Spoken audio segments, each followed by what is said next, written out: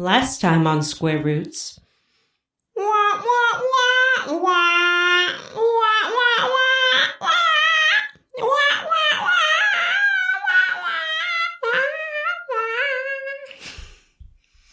Also, Ultros.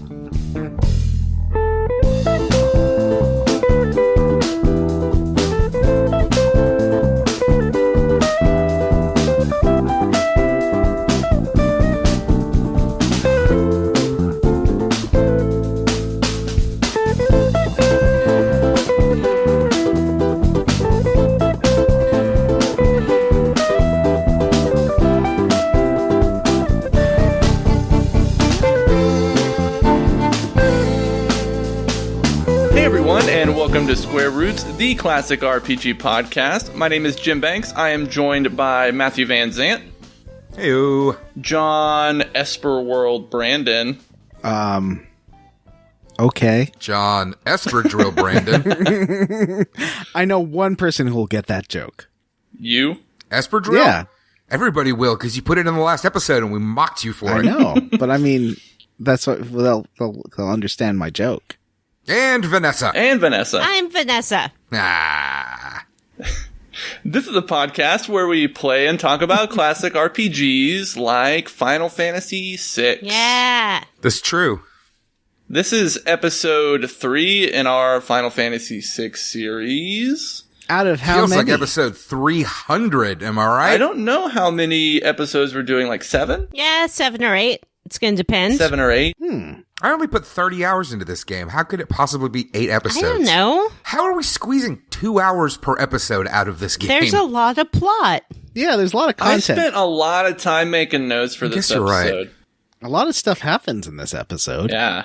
You meet a whole new character. You have Does like it? a walking simulator kind of game for a bit. I'm actually I should read the notes so I know what we're doing this time.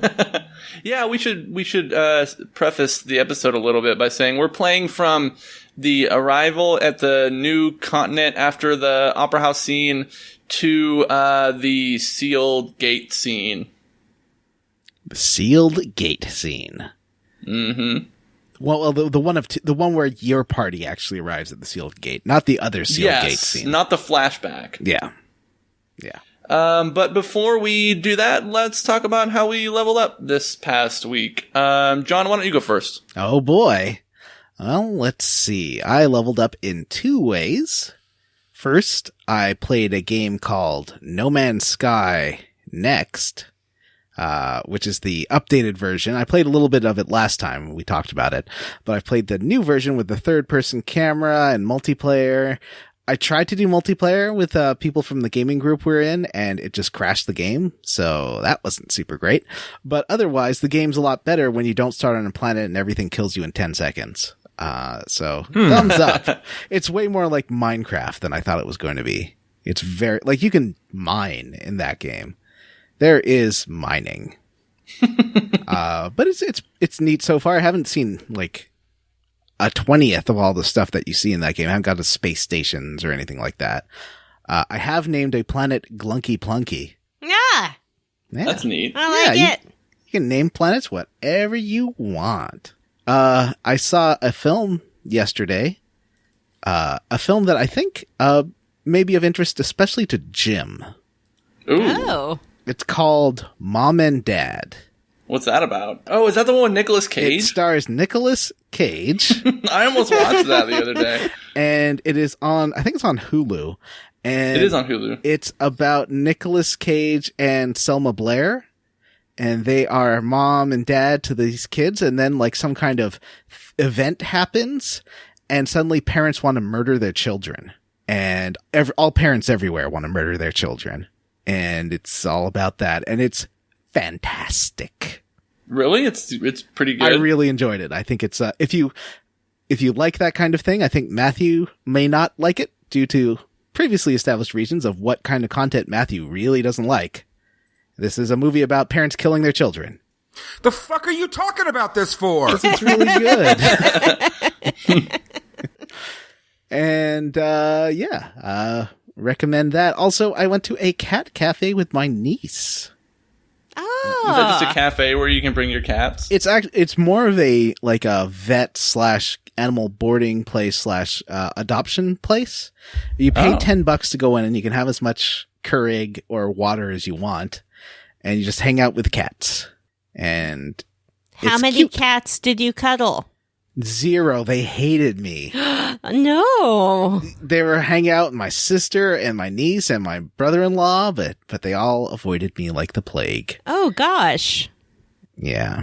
Yeah, it was cute. There's a lot of really cute kittens. If you like watching kittens play with each other, which everybody does, because it's adorable, I recommend it. Vanessa. Yeah. How did you level up? I saw a movie called Mission Impossible Fallout 76. And I have 3 bones to pick with it. Mm-hmm. Let me start off by saying it's a very good movie, and I enjoyed the experience of seeing it in the theater. Nonetheless, I left with 3 bones. Bone number 1, someone's boner. I don't know whose boner this is, and let me preface this again by saying I'm not one of those women who thinks that all white women look alike. I think that there are lots of different kinds of white women in the world, but whoever is casting this movie has such a type that I can barely tell the female characters apart from each other in this film. And I'm good with faces, but Rebecca Ferguson and Michelle Monaghan look almost exactly alike. And maybe that's supposed to be a character choice of like, oh, his new love interest looks just like his ex-wife. Hey, isn't that interesting? But at the same time, you got Vanessa Kirby, who is blonde, but if you dyed her hair brown, she would look exactly the same. Very thin woman with elfin features and a sort of pointy mouth. And then at one point in this movie, there's this like random extra police officer woman, and when she appeared, I thought she was one of the main characters because she looks exactly like them. It's so bad.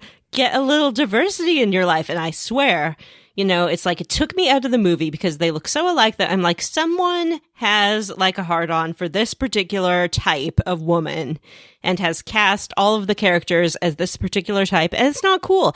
I should not be thinking about some casting agent's boner when I'm trying to watch a movie. That's my bone number 1. Bone number 2. Tommy, I'm talking to you directly into the mic. It's time to go gray. We use gray hair in our society as sort of an indicator to pick up on other facial cues involving aging. And when you dye your whole hair brown, but your face is like it is, it just looks like you're bloated instead of like you're a handsome 55-year-old. It's okay to be a handsome 55-year-old, but when you're walking around with like a 23-year-old's hair, it gets very confusing for the eye. And it's time to like give me a little gray at the temples just so I understand where I am in the world. Ethan Hunt doesn't seem like a vain guy, and it stretches my incredulity that he spends all this time dyeing his hair totally brown when he clearly should be totally gray at this point. And he just looks puffy-faced otherwise. Does Tom Cruise go shirtless in that movie? No. He is shirtless in that Mummy movie, and his body looks really weird. Yeah. Because he's like in his mid-50s, and you could tell he works out a lot, but his body just looks weird. Well, because a 50-year-old body isn't supposed to be as fit as he is, if that makes sense. Yeah, it's like his body is fighting against his muscle tone. Right, exactly. And it's okay. Yeah, like, just relax a little bit. Like, I know that, like, Tom Cruise is not the world's most relaxed guy, but just, like, a little bit. He's gotten all the thetans out of his body, though. Maybe that's what a healthy body looks like, that's free of thetans. Yeah, probably. You're probably right, come to think of it. Bone number 3. Oh, did you have more to say about Tom Cruise? I'm sorry. Well, I just wanted to say that we've all seen that meme this week about how Wilford Brimley in Cocoon was younger than Tom Cruise in Mission Impossible Fallout. Oh, that's crazy. And he also wore a lot of, like, suits with the collar buttoned up and turtlenecks, I think to hide his neck, because that's, like, the one part where you can't disguise your age. But if you're already looking a little puffy in the face, a turtleneck is not a good choice. I'm very much planning on going the Brimley route. So, I think it's just a so you know, great plan. Me in 16 years will be the Brimley. And I'm not trying to like face shame Tom Cruise. Everyone knows he's like one of the like 1% most beautiful people on the planet. Whatever. I'm just saying a little bit of dignity in your aging would be appreciated. Bone number 3. Henry Cavill, why do you gotta be such a dick? You're a good-looking man, and you're a terrible person. It's awful. That's my last bone. You mean like his character or him as a person? No, I'm talking about him as a person. His 33-year-old dating a 19-year-old Me Too movement has made it hard for me to ask women out because they'll just think I'm going to rape them ass. Henry Cavill. Oh, he's so stupid and so beautiful. Anyway, it was a good movie. I heard a story that Tom Cruise and Rob Thomas were seen making out at an award show in Canada like 13 years ago. I have not heard You that guys one. know that? Look it up. It's probably not online anywhere. It was a personal story. Which Rob Thomas? Rob Thomas from Matchbox 20. Okay, not Rob Thomas, the producer. No. And it was a third-hand account. Oh yeah, it was a third-hand account from somebody else. So it's probably true. Sounds real. I have also heard third-hand accounts about him. There have been such accounts for years and years and years. And I hope that he is in a place where he can live as his true and natural self without outside influence. And that's all I'll say about that. Vanessa, Because I don't want to be declared suppressive. Yes, John. have you been playing any games you'd like to talk about real quick? Yes. On the recommendation of my good friend John Brandon, I picked up a game called Yakuza 0. Yakuza 0 is set in Japan in the 1980s, and it contains actual pornography, which John Brandon did not warn me about. I'm Which a grown John Brandon woman. did not know about. Oh. What do you mean by pornography? Like unsimulated sex? Like penetration? No, I'm talking more like Cinemax softcore. What I mean by pornography is actual video, not like a computer rendering, but a video of young women in bikinis lying on beds and blowing bubbles, or sitting in a hot tub, or leaning on a stripper pole and making sexy face at the camera. And your character can opt to go to a video parlor and watch videos of all of the motion capture artists, female, in the game, doing these weird bikini things. And it's so creepy and weird. What is this? Why is this? That's entertainment. I guess. I mean, the one thing I'll say about this game, which is horribly misogynistic in many, many ways. In fact, it's been... Final Fantasy VI? Yes. And a lot of reviewers wrote about that, and then a lot of commenters were like, meh, you can't talk about how the game's misogynistic. We hate you. Meh. But you know what? Some people are looking for that information, so calm down. Nobody's saying you can't play it. Just like... play it with a critical eye, maybe, or not. I don't care what you do in your own basement. Go to Xtube. Nobody's coming to get you. I'm not the porn police. But it's very jarring. But it has given me... Are you not the porn police? Nope. But I gotta take that off your LinkedIn. Oh, wow. Yeah, John did endorse my skills in porn policing, which I appreciated. Yeah. That's not actually my job. So put that in your Vanessa dossier, where you're trying to figure out more about Vanessa, not I mean, I haven't... an officer in the porn police. I haven't looked at porn in 2 years because I thought you were an officer in the porn police. I was really worried about it. No wonder you've been So having anyway, I'm such just going to issues. look at my phone for a little Yeah. while. Fuck the police. That's one of the ones. Yeah.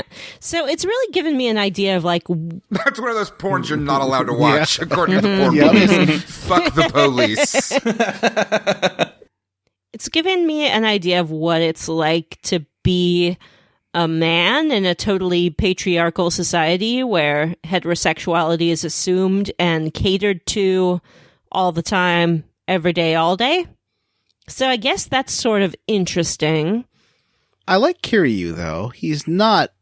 I mean, he does have sort of the dominance and I will always beat you up, but he's not a jerk. No, the characters themselves, the male characters anyway, I haven't had much time with the female characters, are nuanced in their writing. Mm-hmm. But the world is very much about masculinity and the objectification of women. Yes, very much. Like the whole host club and cabaret thing is. Yeah, you run a cabaret host club. You can join the telephone club and call women on the phone. I guess this is how you used to do online dating. Mhm. These men will go to a physical place called a telephone club, and they're put into a little room with an ashtray and a box of tissue and a telephone. And the phone rings, and it's a lady, and then you chat with the lady. And you have to pay, like, to be in the club. And then Right. if you get on with the lady, you can be like, let's meet up. So they have this mini game that you do where you can talk to ladies on the phone. But while you're doing that, there's, like, sort of blurry footage of a CGI woman in a bikini behind the conversation. And all of these, What? like, moaning noises What? underlaid. John, you clearly have not been playing the same game I have. I don't know if you got the G-rated version or what. I did. Okay, one scene that I got into a lot of arguments with about people online is there's a character I think named Lee, Wayley or Waylay or something. He is God Hands, and he works at the like a traditional massage parlor with this blind girl who becomes a major part of the plot. And he's this really big bear guy. And she talks about how skilled he is with his hand, because, like, he'll go into the back room with a client, and the client will make so many loud screaming noises and then stop. And I assume this meant he was a male escort. Yeah, it's a happy ending massage parlor. But people are saying no, that he's an innocent man and he was murdering them or something, because he's also a hitman. That's ridiculous. He is also a hitman. What are we talking about? You saying the host club is a... No, this is the massage parlor. It's another. There's a lot of places in this game. Yeah, she might... You know, I was kind of interested in this game because John keeps recommending it, and now having heard Vanessa talk about it, I am not interested in it at all. This sounds terrible. You don't have to do any of those things. Yeah, clearly, because John never discovered these things, Yeah, whereas I have zero interest in that. I looked at my map. Oh, what the fuck are you doing, Vanessa? When I did go and watch the erotic video in the erotic video parlor, a little trophy popped up, and it was called I Did It for the Trophy. So I guess that's why I went in there. You'll notice I don't have that trophy. Mm-hmm. Anyway, we should probably move on to Matt. Yeah. Or Jim. Hey. Yeah. Okay, I'll let Vanessa choose whom. That's right. Jim, Yeah. how did you level up? I've been playing a lot of Kingdom Hearts lately. What? And so Again? yeah, I started Which one are playing. you playing now? I started the so when my daughter was here, she's really interested in Kingdom Hearts and she likes to play it. And so we were watching a Let's Play on YouTube, and the next video turned out to be this like 25-minute video attempting to explain the plot of Kingdom Hearts. Mm-hmm. And so everything made sense up until the point where a game called Birth by Sleep was released. Mm-hmm, and then everything got messed up. So I was like, I think I'm going to try to play this Birth by Sleep game. And it is not very good. Is that included You in like the pack? it? I think I... Uh-huh. Okay. Yeah, I think I started it, but didn't get too far into it. That's the one where you play 3 other characters, right? Yes, Aqua, Ventus, and Terra. And it starts on the island. Like, it starts exactly like Kingdom Hearts 1. Yeah, and it's stupid because I guess, like, at the beginning, the character Ventus, who's Roxas from Kingdom Hearts 2, loses part of his heart, and it's supplemented by the heart of Sora as a newborn baby. Yeah, no, who fucking knows, man? Shit gets wild. And so I was willing to look past that part and actually play the game. And the game is pretty damn hard. Like, for a Kingdom Hearts game, it's difficult. And I had trouble getting past, like, the first boss.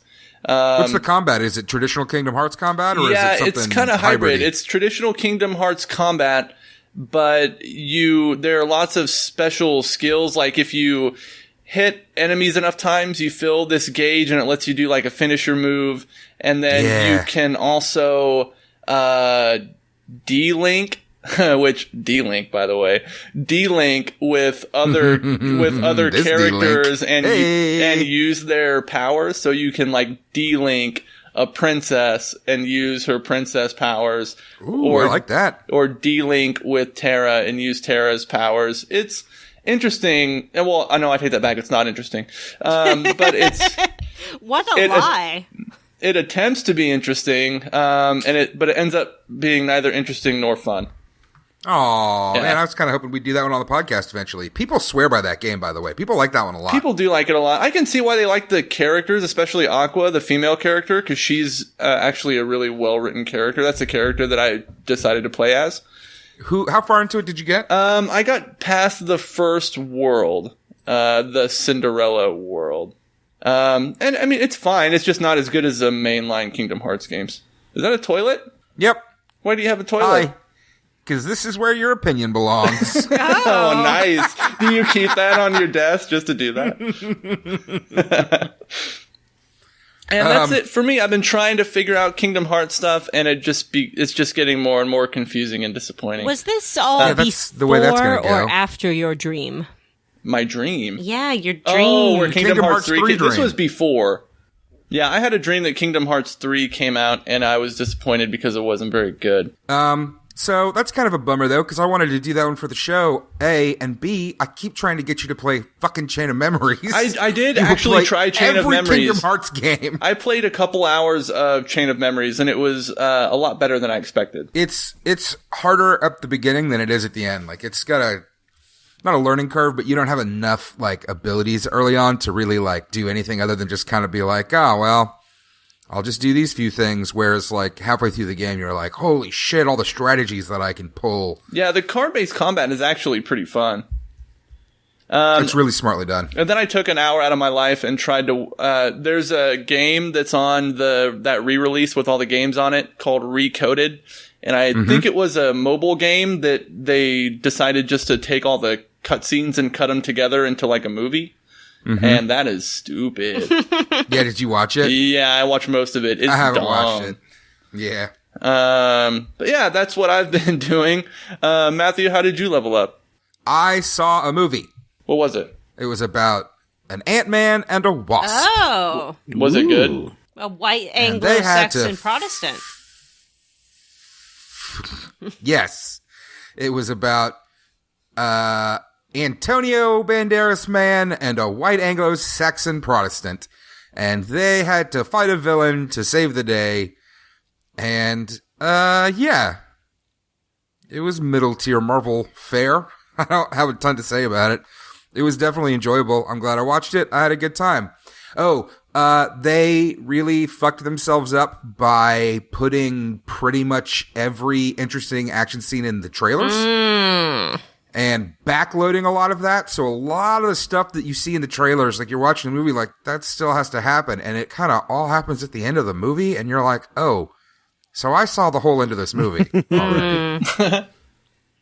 You know, I do And want it's to got a make an problem of- interjection here. And since Matt interjects ma'am. on me, I'll interject on him. How do you like it now? I would never argue that you should not interject on me. I would say that we've been leveling up for 30 I don't minutes, care. so let's not get this I fucking don't show care. I'll over take my with. sweet time. The listeners love me. Yeah. They want to hear this dulcet tone.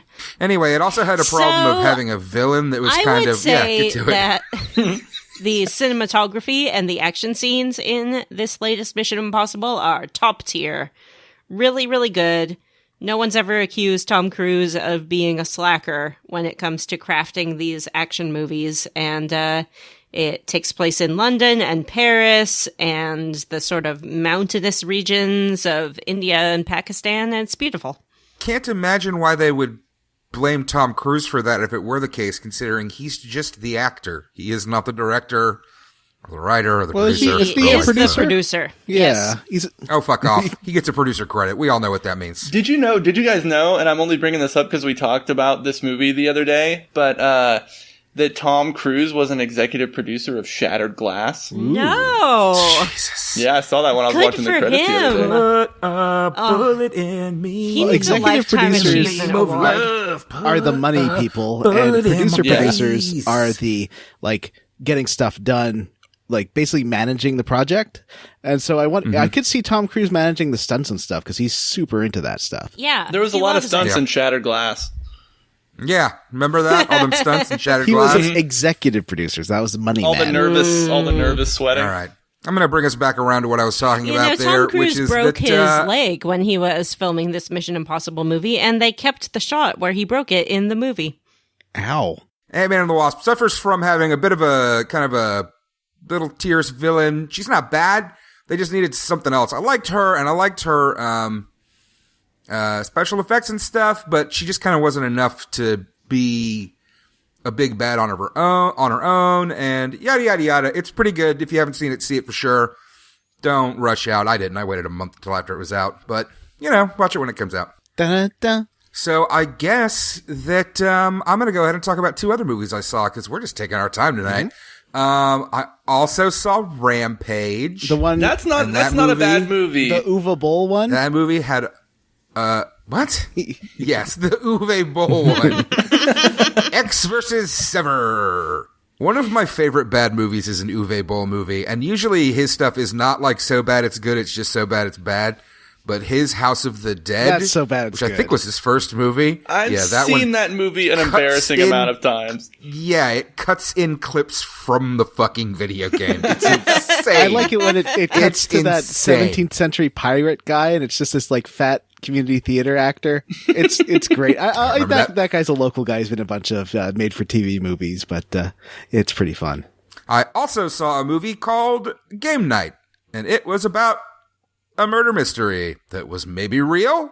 I like that movie quite a bit. I thought it was fun. Somebody just recommended that movie to me the other day at work. I think it's pretty watchable with some good, funny moments, and it's got some actors I like, and that it's overall super predictable, but... Is Kyle Chandler in that movie? I don't know who that is. He played Coach Taylor on There's Friday a Night guy Live. who looks like him.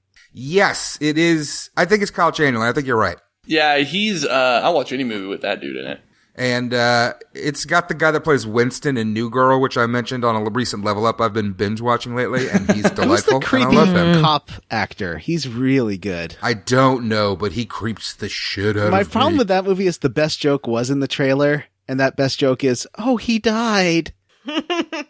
Is Melanie Linsky in it? I don't know who that is. Wait, who plays the creepy cop guy? I don't know. He's in some show, and he's famous for it, but I don't know. What about Steve It's not, Zahn? is it, so I just Googled the cast. It's not Jesse Plemons, is it? Yes, it's Jesse Plemons. I love that guy too. He's in Friday Night Lights too. Is Hank He's Azaria really You're a in it? nerd. Is Chloe Sevigny? No, I don't think so. It's got Rachel McAdams looking fine. Yeah, she looks good in that movie. You know what movie all those Yeah, it's people Kyle were Chandler. What? Shattered Glass. My butt. Oh, I want to eat a bullet right now, for real. I'm going to commit fucking suicide on this program. who's that guy? It's Mog. Oh, hey guys, how about we move on to my quest mog? The Quest Nice Mob. transition, John. Yeah, Yeah, let's talk about this video game finally. 35 minutes in. Yeah, that's the worst we've ever done, and I blame That is. all of you. Yep, I think yours was pretty fast, honestly. So that's fair. All right. So here's what happened. We went to the Magic Continent and we fought the Empire, and they were like, boom, boom, ow. And we were like, hey, let's fight, let's win. And then Terra showed up and was like, we got Magicite now. Let's go to the sealed door. And then we got there and Kefka was like, ha ha ha, it's me. And then the door opened and it exploded. And that's what we did. That's not a terrible synopsis. Yeah, it's actually. pretty accurate. I mean, other than you forgot that Celeste disappears for reasons. Yeah. Does she? I don't know, man. She This does. game's got a real characters disappearing problem. And the biggest problem is Shadow. And I know that we can't talk about it until the last episode because spoilers, but I just want to set my opinion right out on the show as fuck Shadow. That character's a piece of shit. If he was your favorite, I'm sorry, but I'm not sorry because he is trash. Can I tell you guys a thought I had the other day? Please. I was listening to a podcast about Ernest Scared Stupid, that Nice. Ernest movie. And The best Ernest movie? yeah, and at the same time, I was thinking about Final Fantasy VI, and I was thinking about how cool it would be if Ernest P. Worrell was a character in Final Fantasy VI, a playable character. And his dog, he could be like the Shadow character, and instead of Shadow's dog that would attack, it would be Rimshot. Burn. Oh, Rimshot. You know what? I like that. Listeners, if you're playing along, just do all of Shadow's lines in your head as Ernest, and I bet he's 100% better. I'll try to do that for my streaming. That'd be great. Oh, hey, guys. Florida's own Ernest. Can Dark Ernest be in it as well? You mean the Ernest impersonator from Ernest Goes to Jail? Yes. My favorite thing on How Did This Get Made of any episode is June Diane finding him really attractive. He is. It's not just her, John. I've been back listening to, I mentioned recently that I have been back listening to Flophouse episodes, and I finally got tired of it and started back listening to How Did This Get Made episodes. I love So, June yeah. is the best, although I like all of them. She is. She's the best, and I'll tell you, this is total sidebar. What makes me nuts, I see this argument on the Flophouse group all the time. People will come in and be like, June, like, people talk about June like it's super misogynistic to, like, the way they treat her. And I like the way that she, like, goes off onto these, like, crazy theories and they, like, feed into it and, like, get her going until she sounds like a crazy person. And it makes me crazy because I'm like, you're talking about a fucking professional comedian. I think she knows what the fuck it's she's her doing. bit. That's her bit, and she does it all the time. It's like Jason doing his masturbating talk or freakouts. Yeah, well, it's like reverse misogyny because it's like, oh, well, you like so like you don't think that this professional comedian knows what she's doing? Well, she doesn't just know what she doesn't And know what's therefore it's going on in her misogynistic little for, like, head. The poor dear. Yeah, it's a bizarre case of like people claiming misogyny when they're being misogynist. I guess it's not that rare, but it's not something I experience a lot. It's what we call white knighting. Ooh. Oh, Speaking of white yeah. knights, Celeste is on the Nice. Imperial continent with you because you have to go with Locke and Celeste.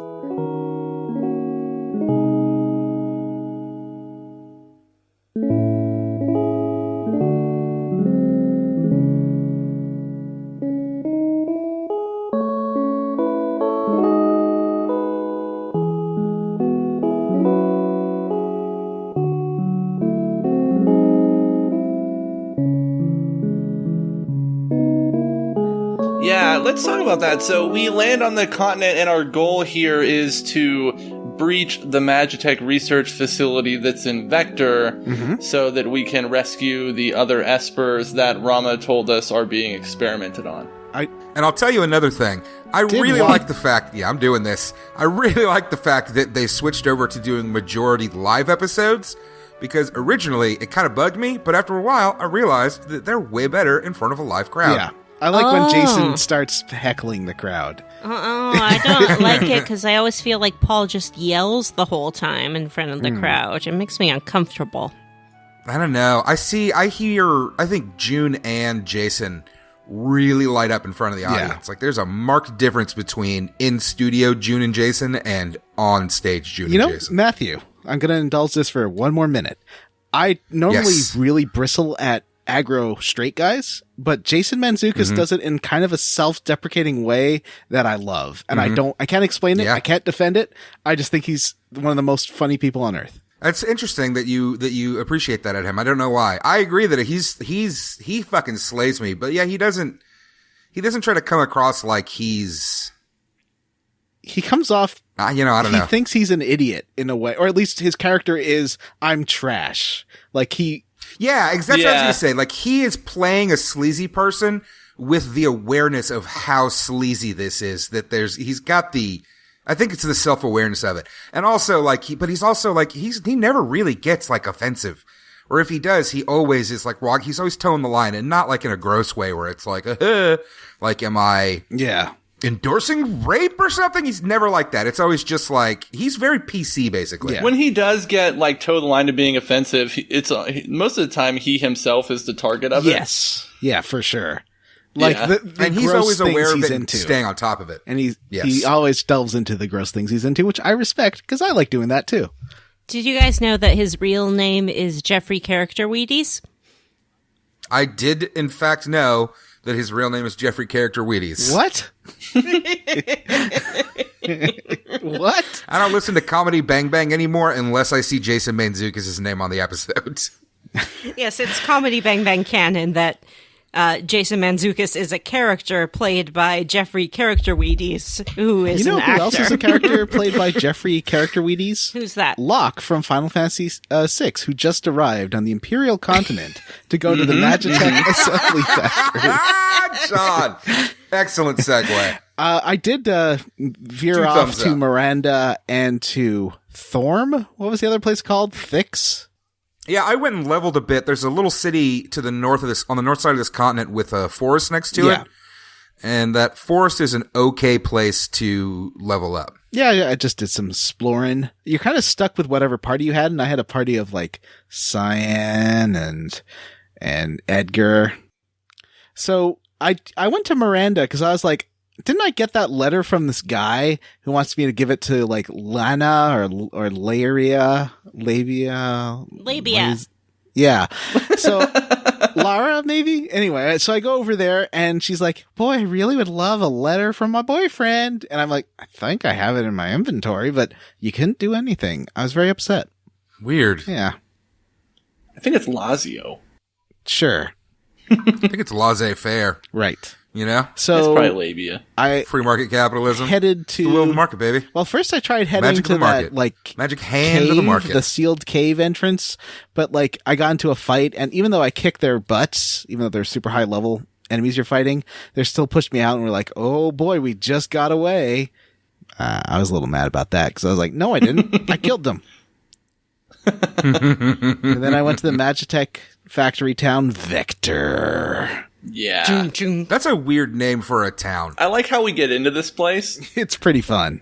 which is we meet like an old guy hiding behind some crates, and he pretends to violently vomit near the soldiers in order to provide a distraction so we can get into the facility. Did you Oh, meet no, that I old had- woman in her little Yeah. house? Yeah, she's like, come stay with me. I'll help you. I'm a member of the Returners. A wink. Well, but first she Did you makes guys you try to like stay at the fight some inn? people. I went to stay at the inn and they were like, the inn is free. And I'm like, don't trust this. So then I went next Yeah, door. if you stay there, the guy will rob you in the middle of the night. Oh, jeez. Nice. Totally expected. So I went next door. There's like this little old lady who lives in this very small house. Like the walls are so narrow on either side. It's crazy. And she's like, are you loyal to the Empire? And if you say no, these 2 guys jump out and attack you and you have to Oh, fight yeah. them. And then once you finish fighting them, the lady goes, maybe you are strong enough to overthrow the Empire. Good luck. And she heals you. watching you punish my Yes, you punished my boys. Oh, Oh. they took your punishment so well.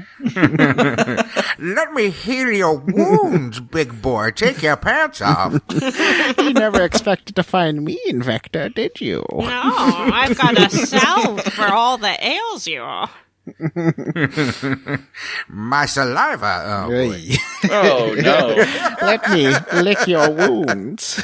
Yes, I'm into that. Come to mama, and I do mean come. Oh. And by mama, I mean grandmama. It's me, sexy grandma. Yay! It's been so long since we had a sexy grandma on the show. AKA we horny just did one grandma. like 2 weeks ago. AKA empowered AKA grandma. empowered grandma. So the other old person that helps you in this town, which is full of old people helping you, is this old man who's like, hey, I'll make a distraction so you can get into the Magitech factory. And he does his vomit dance. He like dances over to them going, ooh, ah, ah.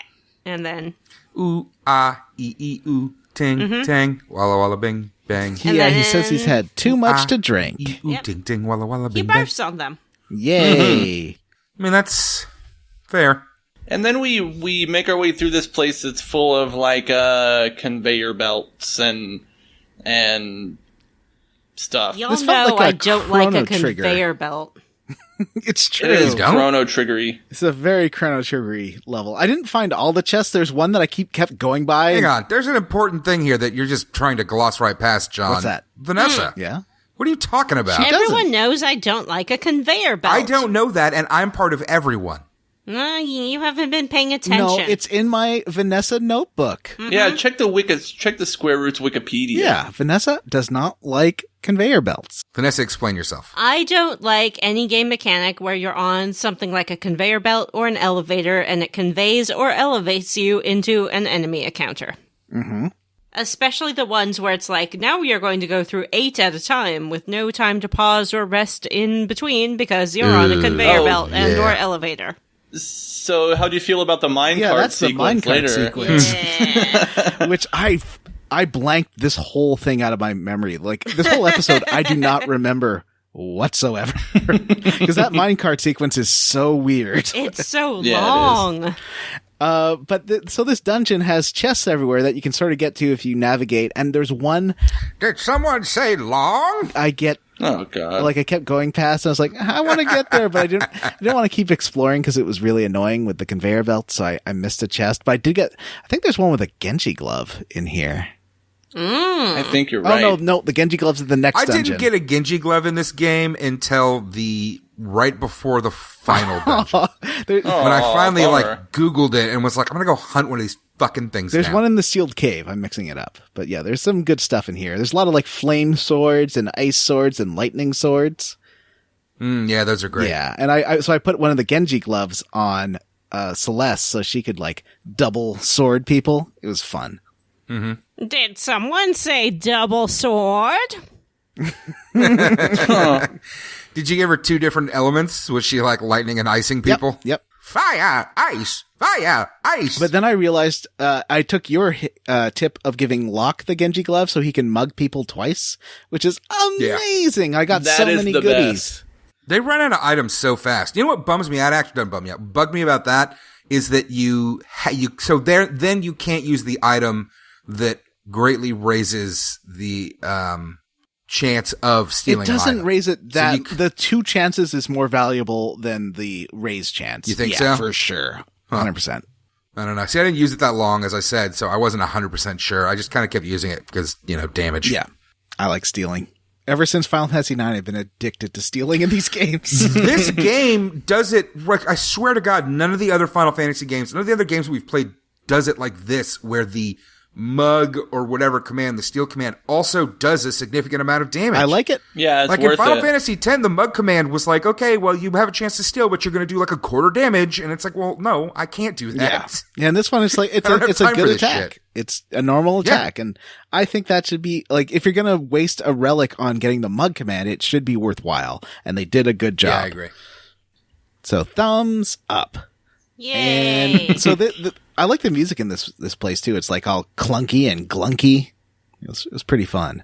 So yeah, you make your way through there, ride some cranes and stuff, and you see them tossing out old espers into the old dungeon, or not dungeon, garbage. I like that you run into Kefka, and I love that he drains Shiva of all of her magic, and then punches her across the room, and then throws her body in the garbage. What the fuck are these espers? For real. I don't understand. Sometimes they're giant monsters, and sometimes they're people, and it's the same thing. Sometimes they're a little sprite that looks like it could be just the person sitting next to you on a bus, and sometimes they're a giant woolly mammoth. Why are you talking like you never heard of a Pokemon? I don't know what that's got to do with anything. Pokemons are all aliens. Pokemons, but some of them is big like a Snorlax, and some of them look like a Machop, and some of them is like a Hitmonlee, who's basically just a dude, and some of them is but if you cast Diddy. Shiva, she's like a giant ice woman, but I'm also supposed to accept that this tiny cloud man can just backhand her into a trash compactor. Well, he drained her of all of her magic. Didn't you tell me that you'd seen Ant-Man and the Wasp? No, I never said that. Well, if you had, you'd understand. Okay, I did say it, but I made it up. I didn't see it, I didn't guys. think so. You can tell us one thing about the movie that wasn't in the previews. There was an Ant-Man in it. Mm-hmm. And a wasp. Mm-hmm. I came away from a movie with 3 bones, and you didn't have even one. Not even half a bone. I guess the preview bit was a bone. And I also had a bone about the villain not being that great. Anyway. Actually, you know what, Vanessa? You're full of shit right now. Maybe you should try listening with your ears and not with your mouth. Mm-hmm. Boom. Yeah, the villain's not in the trailer at all. At all. Yes, she is. She? I don't remember her being in there. Ghost? Oh, I thought it was Michelle Pfeiffer. No, she's Spoilers! she's the mom. Oh. She's the original Oh, Wasp, how my terrible. dude. You Yeah. spoiled it for all That's our not listeners. spoilers. Sorry. That's not spoilers. It's not a spoiler. All right. Well, Catwoman's in the movie. Now, they get thrown into, these espers get thrown into the garbage, and you can follow them down to the, like, I guess it's like the Star Wars garbage area. It does look like the Star Wars garbage compactor. Yeah, it looks like the track compactor. Yeah. And you go and you go to check on Ifrit, and you have to fight him. You have to fight Ifrit and Shiva. Why would they start fight? Oh, because they think you're one of the bad guys. Yeah, so they fight you. I guess they weren't super drained because they did some attacks. They were, I mean, it wasn't impossible. I do actually remember doing this boss fight when I was a teenager and finding it really hard, but I was an idiot. This game's easy. This game is easy. I'm way better at games now than I was at age 16. Wow. So take that. And yet you're still terrible at games. I don't understand, John. How bad were you? Real bad. So, you fight them and then they realize you're good. So they stop fighting you and they're like, okay, let's be friendsies. We're going to turn into some, Jolly Ranchers for you. Magicite. They look like Jolly Ranchers. No, they don't. They're like They silver don't look with anything a like red Jolly inside. Ranchers. The fuck are you talking about? Oh, you know what it is? Yeah, they look Canadian like Canadian Jolly Ranchers. Jolly Ranchers. Gross. In Canada, a Jolly Rancher is a rock with a piece of gum stuck to the middle of it. They're delicious. And you know what? The Canadians are happy to have them. I mean, it's the best gum we have. Well, that's what you get when you have socialized gum. I mean, So these espers are like, we can help you out. Well, we saw that Rama turn into a Jolly Rancher for you, so we will turn into Jolly Ranchers for you so you can gain our power. Mm-hmm. They don't look anything like Jolly Ranchers. Oh, I can't wait to suck you. Oh boy. Well, you shouldn't bite them. They're bad for you. You can't just crunch into a hard candy. It's bad for your teeth. Let's do a podcast poll. Who actually likes Jolly Ranchers? Me, I fucking love Jolly Ranchers. You would. Yeah, they're not great. Yeah, he would. They are garbage candy. No, for they're idiots. delicious. But I also like orange Starbursts, so I'm weird. Orange Starbursts are amazing. What's weird about that? We only like pink and red. I only like The pink garbage and red. flavors. People are childish idiots that only like the most specific things. An entire thing of Starburst is amazing front to back. Yeah, I'll eat take them all. a yellow one The yellow one's fine. over a Jolly Rancher, Yeah. a.k.a. garbage candy for idiots. I think I'm old because I like Werther's Originals. What? Those are Yes, delicious. That means you are old as shit. Yep. That is, oof. They're good. 1 foot in the grave, I buddy. really like those. Just sucking on one of those. You better get busy living. before What you get about those busy like dying. little strawberry candy, those like little strawberry flavored candies that come in the Oh, strawberry those wrappers that have things. like Those are the best dog things food on inside earth. I've of them? never had those. I've been obsessed with those since I was a small child. They have like this weird like strawberry flavored dog food inside of them. It's a really gross It's a little consistency. piece of strawberry flavored corn syrup is what it is. It's like the inside of a combo. Is there any espers No, it's- you really like so far? I like the strawberry ones. I like... Green apple's my favorite. Anyone that gives you a spell like Fyra or Thundara or whatever is good, and one that gives you Cura and Regen is good. I gave that one to Setzer. Setzer kind of sucks. Like, I don't like They all kind of suck. I don't like slot machines as a combat skill.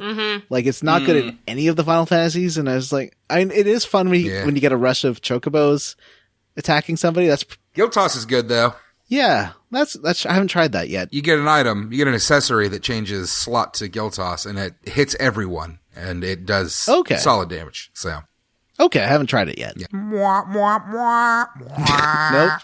Nope. So I guess there's a path out of this trash compactor from Star Wars into the biolab from the basement of Phantasy Star 4, R2 where lets the you- monsters are contained. R2 opens the door for you. Yep. R2!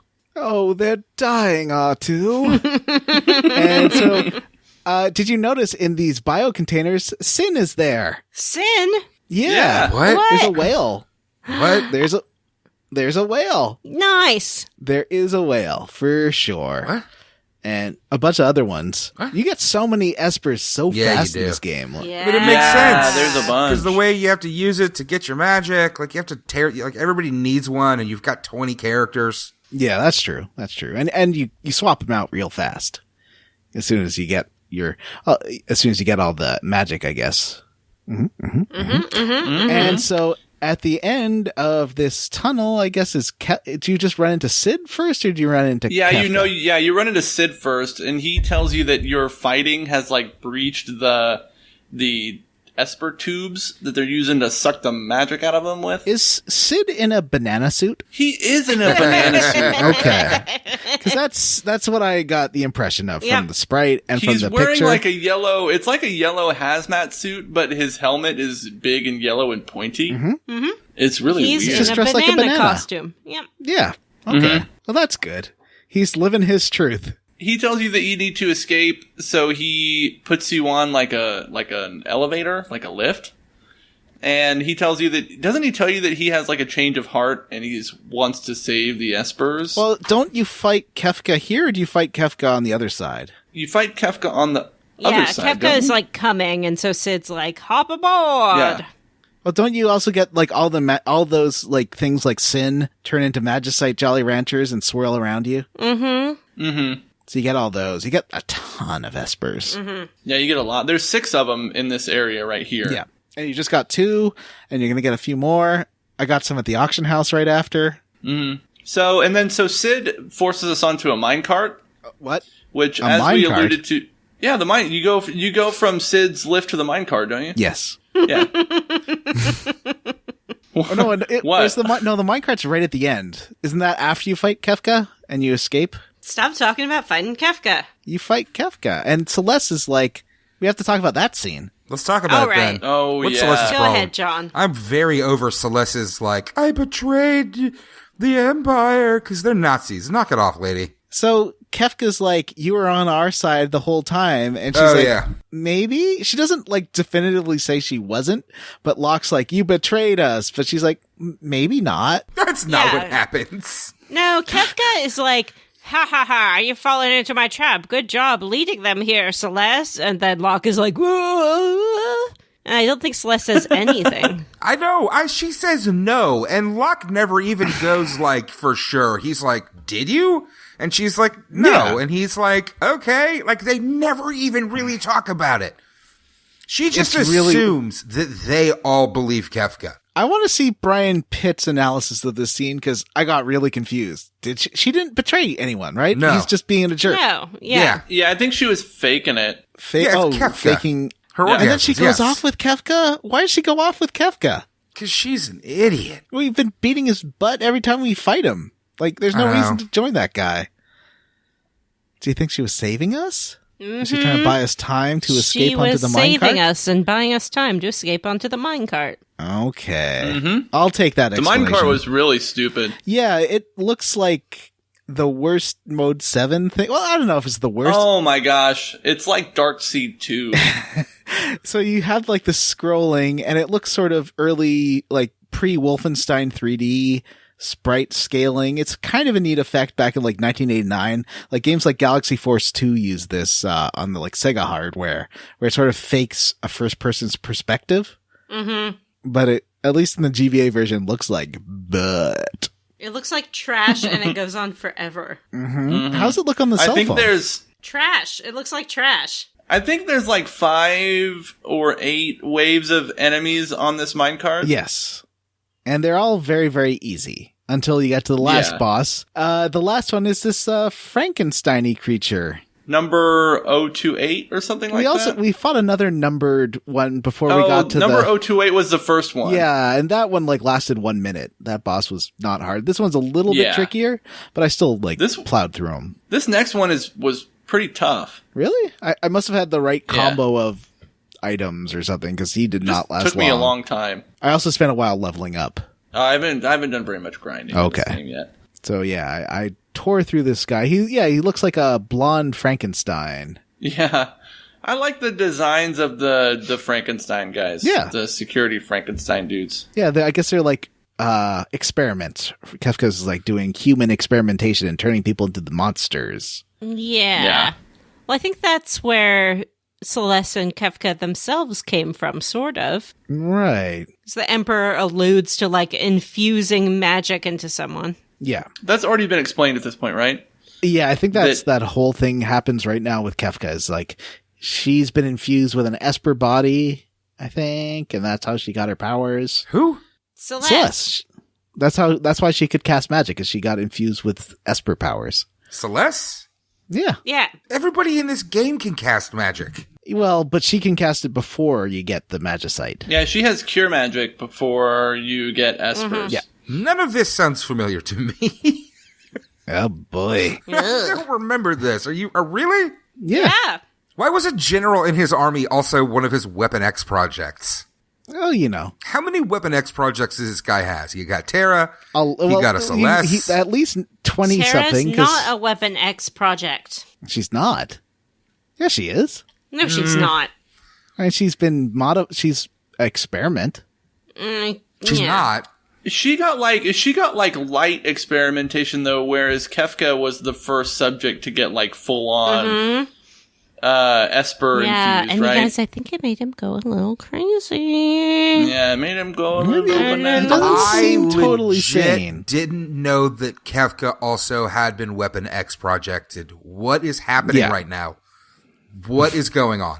When you were playing the game, did you decide, it's too hard, ready text box, I'm not going to ready anymore? No.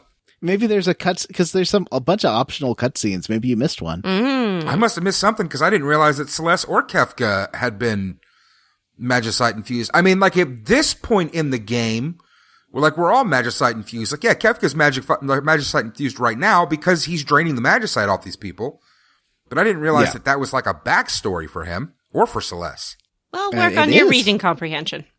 Yeah, he got like Bruce Banner with like gamma rays, but it was like Magicite Kefka did? stuff, right? Wait, so was Kefka like a normal dude once? Yeah. I guess so. Yeah. He was a nice, normal dude living a nice, normal life, and then he became a freakish clown. Did the Weapon X project make him into a clown? Yes. Yes. Yeah.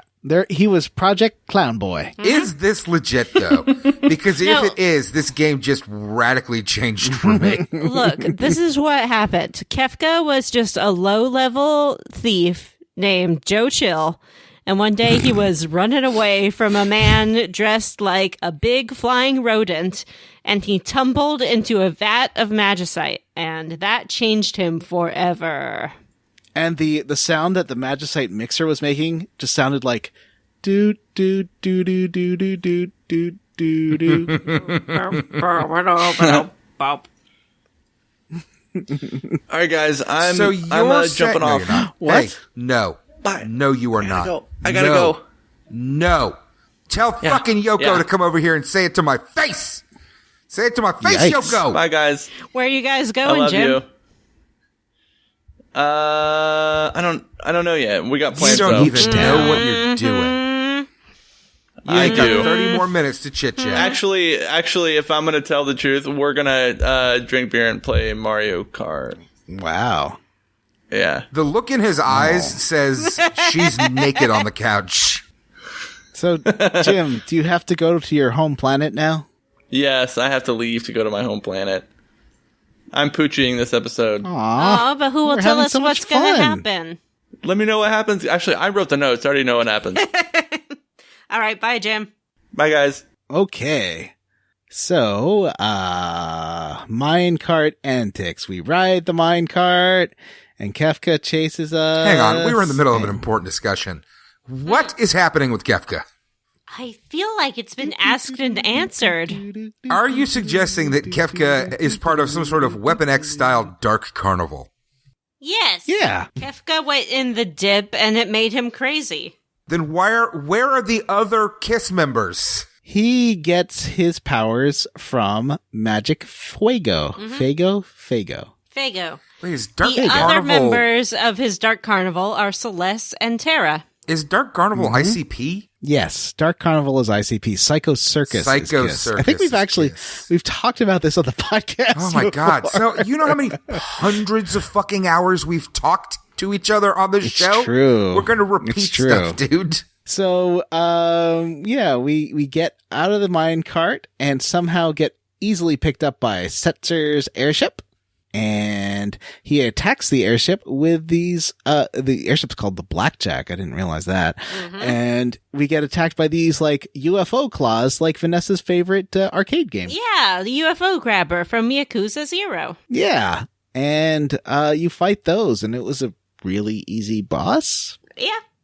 I don't remember it being a problem, that's for sure. And, so then everyone's like, okay, now that we finally got safely back on the ship, Sans Celeste, who is missing. Well, yeah, she left for some why did she leave? We don't know. Mm-hmm. No one knows. We go back to Zoso to check on Tara and, chill out, hang out with her. And, her dad shows up. Well, I guess he's in the Magicite we have, right? Yeah. Yeah, we get the Maduin one, which has Fyra and Thundara and Blizzaga, which is pretty cool. Yep. And so I gave it to her because, having your dad Magicite's great. Yeah, I gave it to her as well, because who doesn't want to carry around the corpse of your father?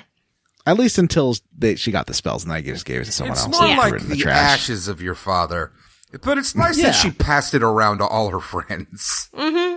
But as soon as she gets in contact with that Magicite, she remembers everything. Bum, remember everything. Even though she was like a baby when this all went down. Mm-hmm. I guess her, like, the ghost of her dad's kind of telling her this stuff.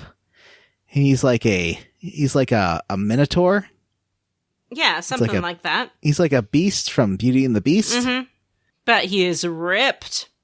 Oh yeah, he is beef cake. And it turns out that Tara's mom wants a slice. Mm-hmm.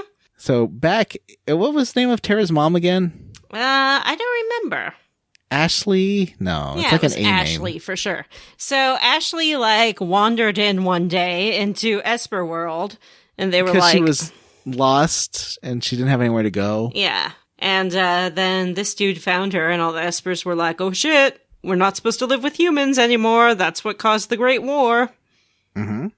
And they didn't want her there. They wanted to kick her out, but she's like, "No, come on, buddies, let's be friends." Mm-hmm.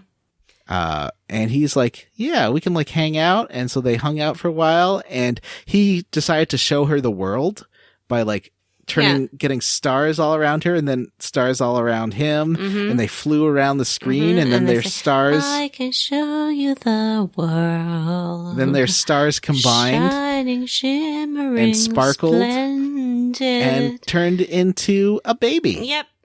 That's how babies are made. Yeah, in my experience, that is how babies are made. Sparkly, shimmering stars twined together and produce a mewling little monster that poops black tar for a week. Ugh. Ah. That sounds horrifying.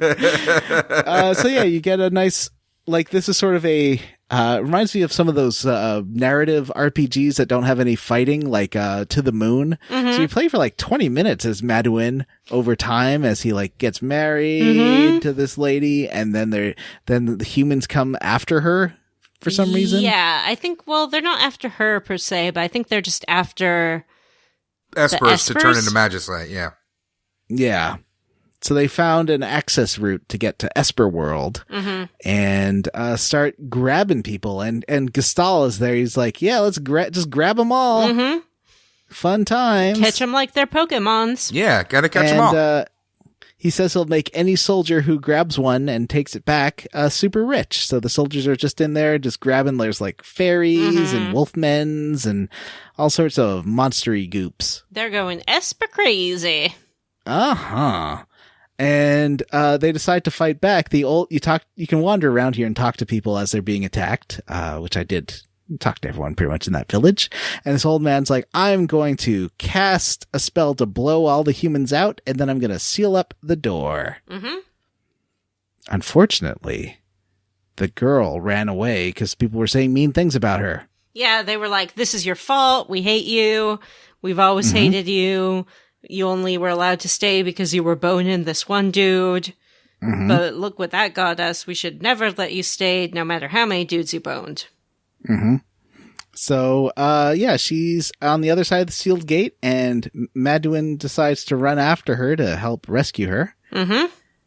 And they get blown away. And so does Gestal. And Kefka's not there yet, right? No, it's just Gestal. And he's like, what's up? I found a baby. Well, they all wake up in this like moody, mysterious forest. Right. And Gestal's like, oh, what? A baby? And he like grabs the baby, and then what was her name? Ashley. Angela Lansbury. Ashley wakes up and is like, don't take my baby. And he kills her. Yeah. He's like, whoops, you're dead. Yeah. And that's the end of Tara's mom. And then they like take away Tara and her dad to do testing. One can presume, because he's the first Esper they caught, that the experiments that were done on Kefka and Celeste originated with him. And now we've got his dead body. Nice. To give her some level 2 spells. So we'll throw away his dead body eventually when it's no longer useful. But,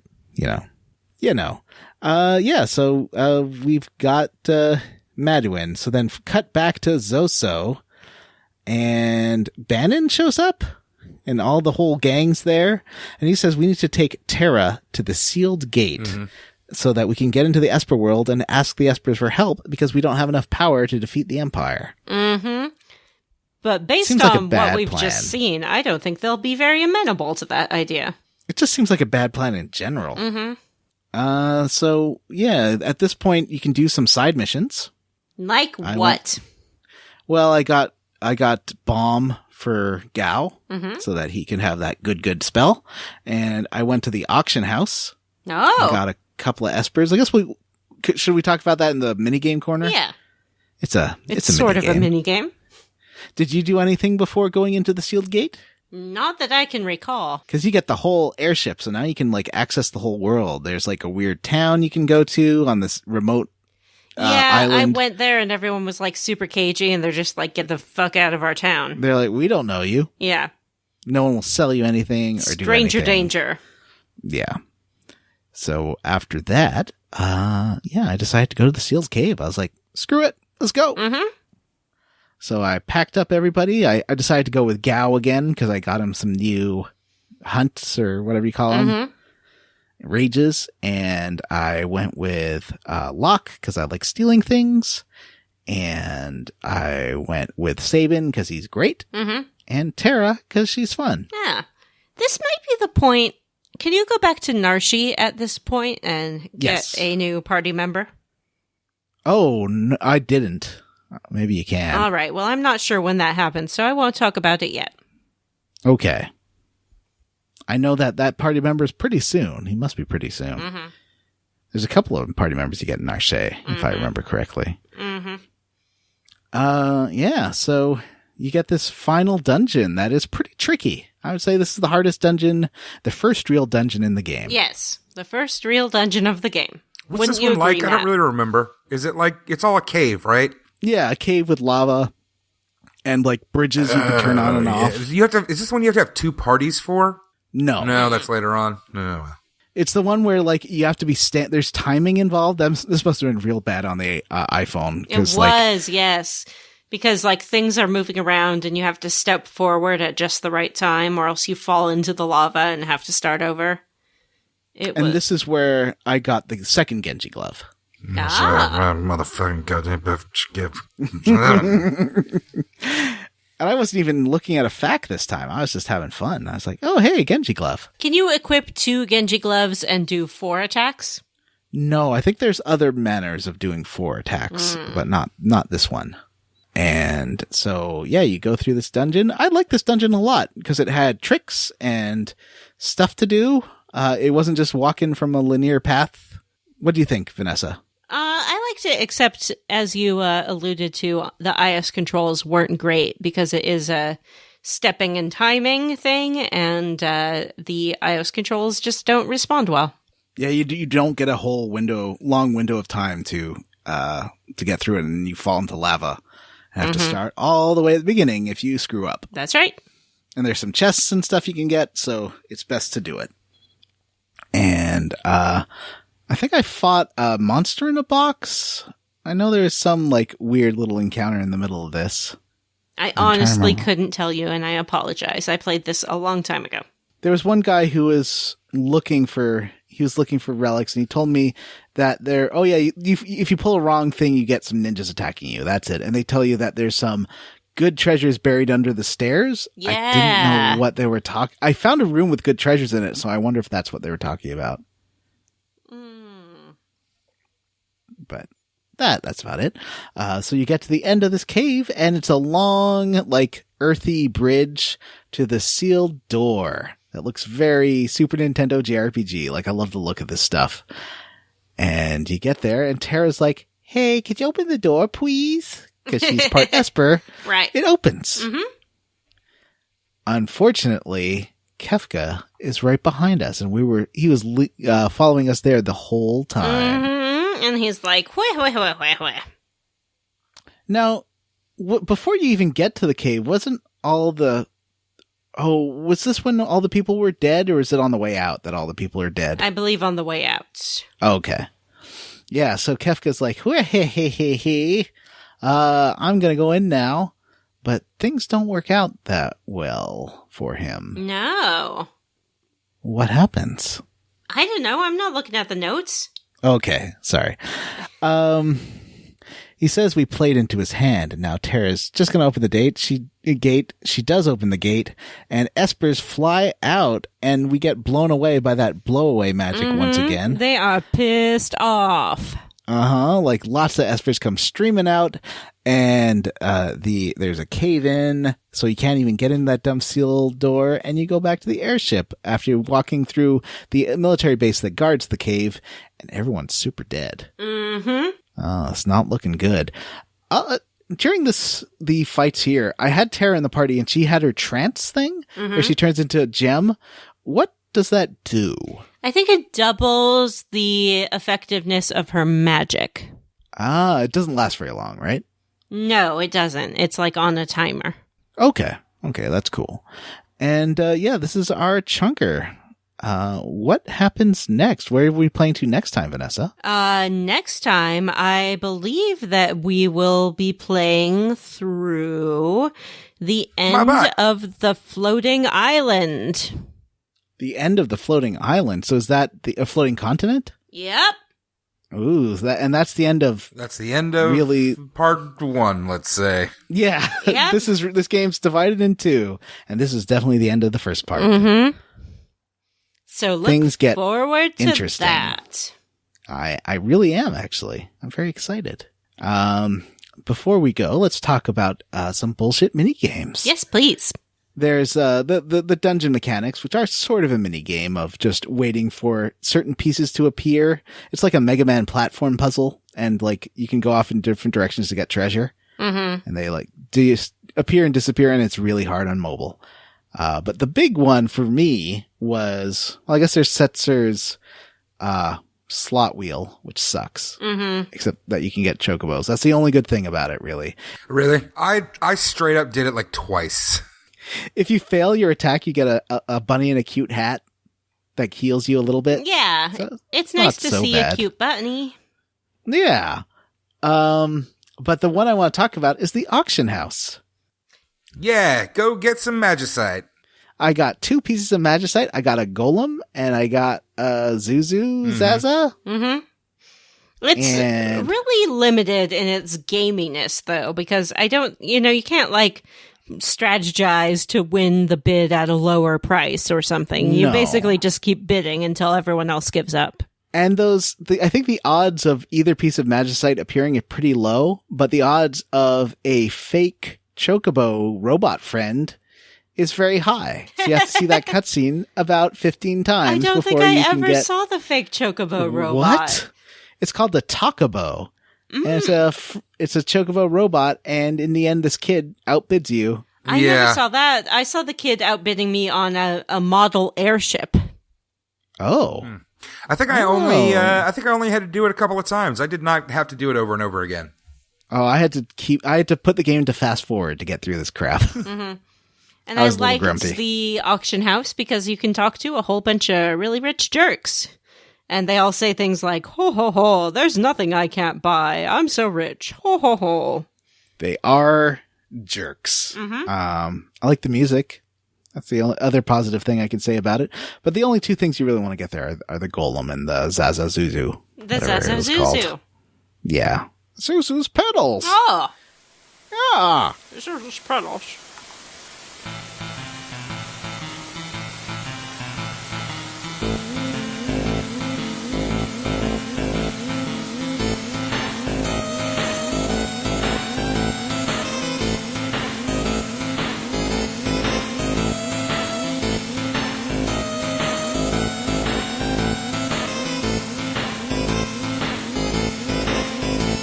Matthew, Yo.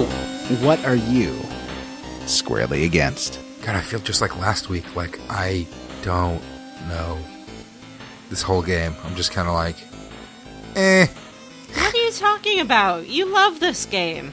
do I? I don't think he's ever said I that. don't think I have either. Everyone loves this game. I don't actively You must. dislike this game, so that's a bonus. I mean, it's not fucking Grandia. Do you think Grandia is the worst non-Bard's Tale game we've played? I enjoyed Bard's Tale more, John. Grandia is the worst game we've played. Yes, when What about we Sailor Moon RPG? I did play 10 minutes of that. when we did our Patreon only episode where Jim, John, and I ranked the games we've played so far, we speculated that Bard's Tale would not be the lowest for Matt, and here we have our confirmation. It's true. All Because right. Bard's Tale, at least for all of its terribleness, was very occasionally funny and had some decent strategic like combat in there. Even if it wasn't great, it was okay.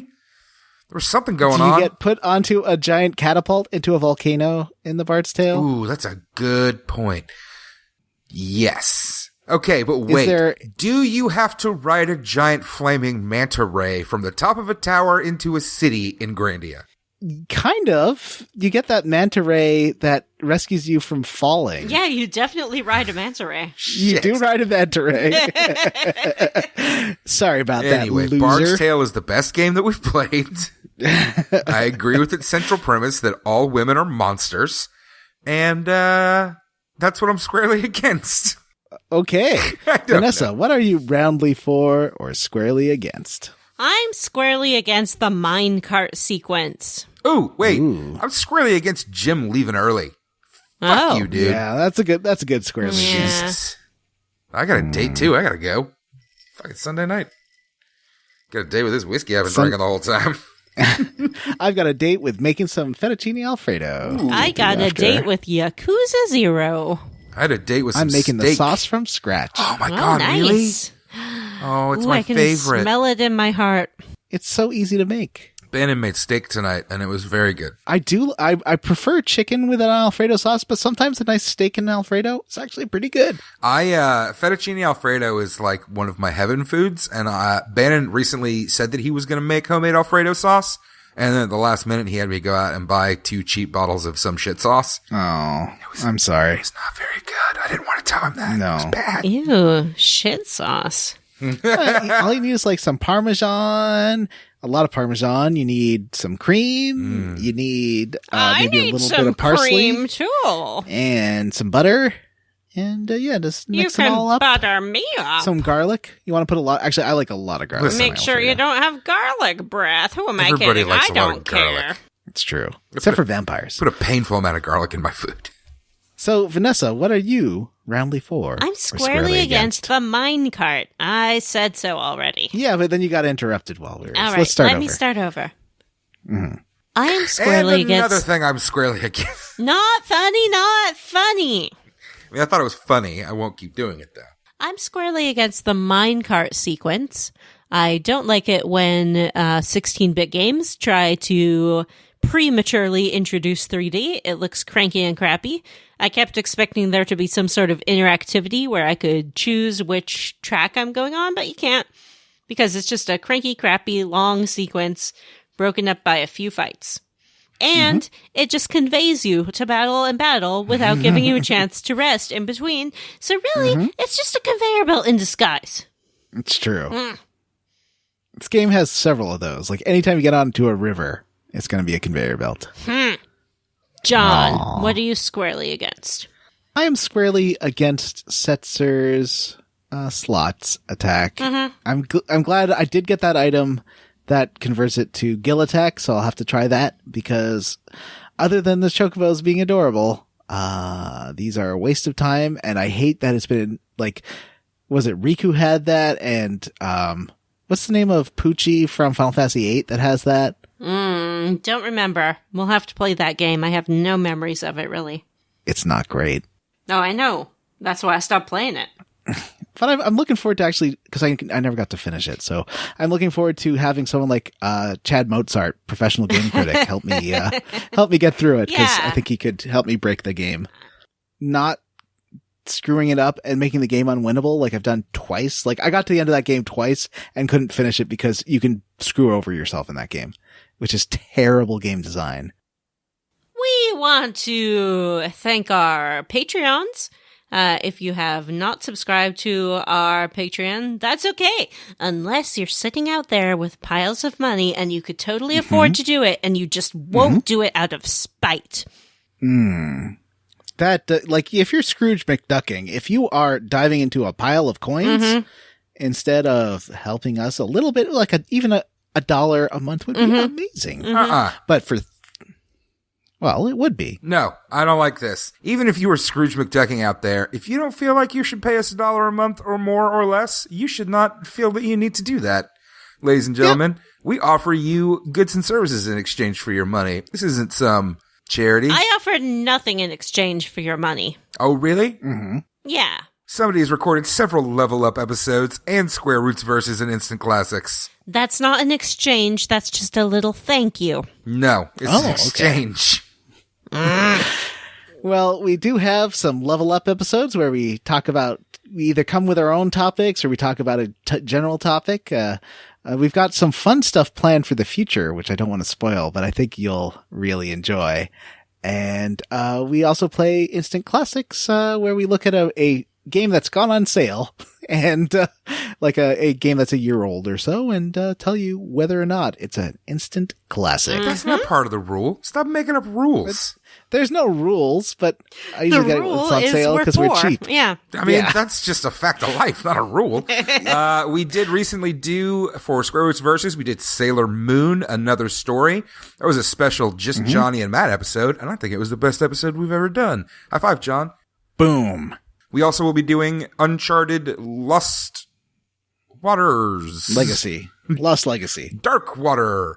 We'll be doing Uncharted Dark Waters for our August Instant Classic. So if you're at all interested in listening to those, Instant Classic and Versus are our $3 tier.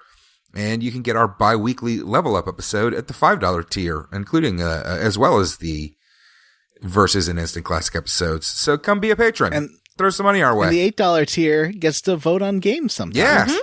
In fact, the game that we're playing right now was not voted on, was it?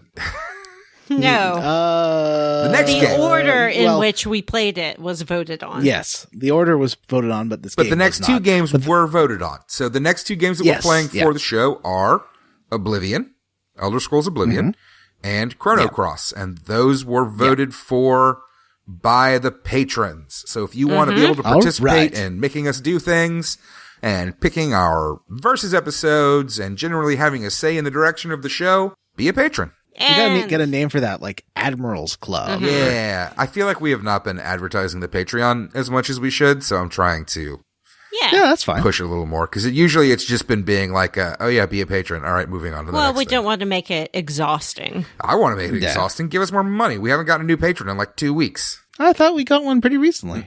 Oh. And We those got like 8 patrons, this month. It's pretty good.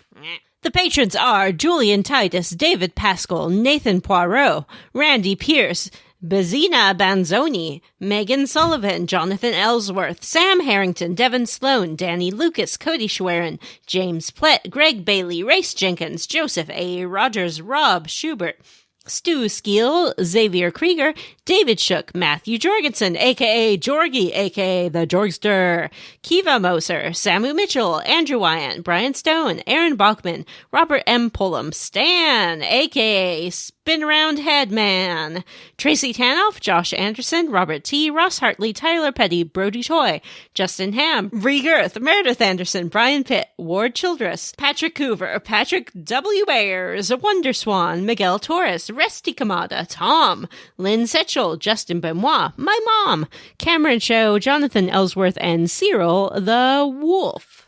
Woo! Send us an email. You know our email address. It's squarerootspodcast@gmail.com. If you absolutely cannot be bothered to send an email, please come see us at our Facebook group, the Square Roots Podcast Group. Actually, this is better. For You smart, should probably just cool, do that. Very attractive people. It is for smart, cool, and very attractive people. Or tweet at us at Square Roots Pod. I neglect the Twitter all the time, and I have no excuse. Our intro music for this series is OneUp's cover of Terra's theme. Check out their work at theoneups.com. That's all one word. TheOneups.com. Our outro music is a jazz cover of Shadow's theme by Lord Biff Music. Check out Lord Biff's Patreon and YouTube as Lord Biff Music.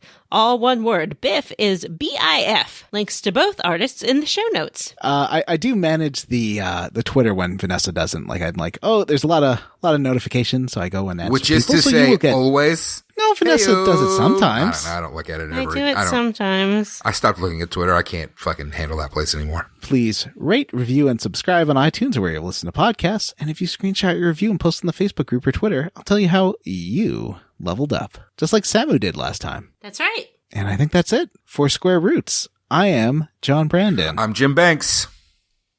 Wait. Nope. Wait. Yes, Wait. I'm Jim wait. Banks. Breaking news. We have a patron that I missed. Dylan Rice just joined Ooh. and became a patron. Dylan Rice Dylan was Rice sitting and on his feeling big nice. pile of Scrooge McDuck coins, and he has decided to invest them wisely. Welcome, Dylan. Great job. Thanks, Dylan. Let me say that with less, tired sarcasm in my voice. Thanks, Dylan. No, that was the opposite of what I wanted. That was worse. Yeah, that was. Thanks, Dylan. Frankly, thanks to all our patrons. And thanks You're to all our special patrons. and wonderful. You are all and special all our and wonderful. listeners. I really You're all enjoy great. interacting with the patrons. We should spend more time actually posting on the Patreon thing instead of just Facebook. Yeah. I gotta make some more dumb videos. Mm-hmm. We need to. That's a good idea. I had Taco Bell Friday night and Saturday night for dinner, and it was delicious. And you are Oh, bad dear at Lord. life. I don't know what to tell you. My house smelled good today. One of the best things about becoming a patron is that we can interact with you on our special patron board, but we all use the same account name. So you have to guess who is talking to you. I try to put. I did try too. to remember to put Hang my on. name. It's easy to guess who you're talking to because it's only fucking John and me that are talking to people on it. It's true. Oh, I do it sometimes. Lies. Which do you do more, the Patreon or the Twitter? Oh, It's okay. It's all right. Let's go. Let's finish up. Who are you? I'm Vanessa. All right. And I'm Jim Banks. Bye. Bye.